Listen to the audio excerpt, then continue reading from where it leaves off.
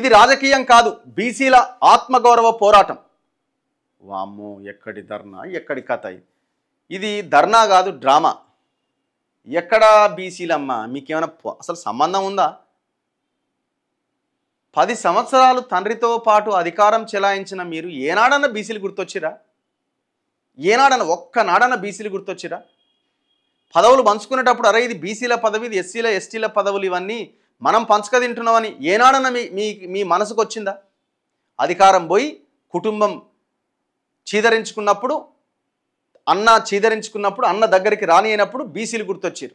ఇప్పుడు సమాజం కావాలి మీకు. 10 ఏళ్ళు మాత్రం ఫ్లైట్లల్లా ఇట్లా ఆకాశ మార్గాన విహరించారు, ఇట్లా స్పైడర్ మ్యాన్ లాగా. ఇప్పుడు మాత్రం కింద పడి ప్రజలు ఏడున్నారని వెతుక్కుంటున్నారు. ఇది రాజకీయం కాదు, బీసీల ఆత్మగౌరవ పోరాటం. కామారెడ్డి డిక్లరేషన్ను అమలు చేయాలి. 42% రిజర్వేషన్లకై ఢిల్లీలో దీక్ష చేస్తాం. ఇందిరా పార్క్ వద్ద నిరాహార దీక్షలో కవిత. హైకోర్టు అనుమతి లేకపోవడంతో విరమణట. అయ్యో, మరి హైకోర్టుకి ముందే వెళ్ళి పర్మిషన్ తెచ్చుకోవాలి కదా, ఇవ్వలేదా పర్మిషన్?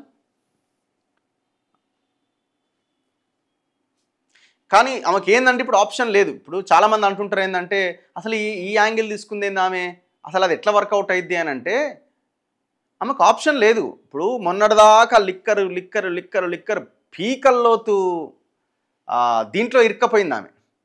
దాని నుంచి బయటపడడానికి ఏదో ఒక ఎజెండా కావాలి కదా. ఆ ఎజెండాని ఇప్పుడు ఆమె ఎత్తుకున్న బీసీ ఎజెండా. ఆ ఎజెండాని బీసీ ఎజెండా ఎత్తుకుంటే మెజారిటీ 50% పైన ఉన్నోళ్ళైనా ఏదోలే కొట్లాడుతుంది అని అనుకుంటారేమో. ఇక లిక్కర్ది ఇంకొక 10-15 రోజులు అయితే, ఇంకొక 6 నెలలు అయితే, ఇంకొక 1 ఇయర్ అయితే సైడ్ అవుతుందేమో అన్నది ఆమె బాధ. అంతకుమించి ఏం లేదు. అదొకటి. రెండోది ఆ లిక్కరు దాని నుంచి బయటపడాలన్నది ఒకటి. రెండోది కుటుంబము లాకర్ కీస్ ఇస్తలేదు. అందులో ఏమేమి ఉన్నాయో పత్రాలు, గోల్డ్, క్యాష్ అన్నీ. ఆ లాకరు అన్న తన దగ్గర పెట్టుకున్నాడు. ఆ కీస్ కోసం ఇప్పుడు ఆమె ఆరాటం. అది రెండోది. ఇప్పుడు ఆ కీస్ అంతా సెట్ అయితే ఆమె ఆడికి పోద్దని అయితే నాకు అనిపిస్తలేదు. అది మరింత ముదిరింది మన జగదీష్ రెడ్డి ఎపిసోడ్తో. ఏదేమైనా ఇట్లా బీఆర్ఎస్ని ఖతం చేయడంలో మాత్రం ఆమె సక్సెస్ అవుతుంది. పొలిటికల్గా తనకు తాను నిలబడడం అనేది చాలా కష్టం. నెక్స్ట్ మిగతా వార్తల్లో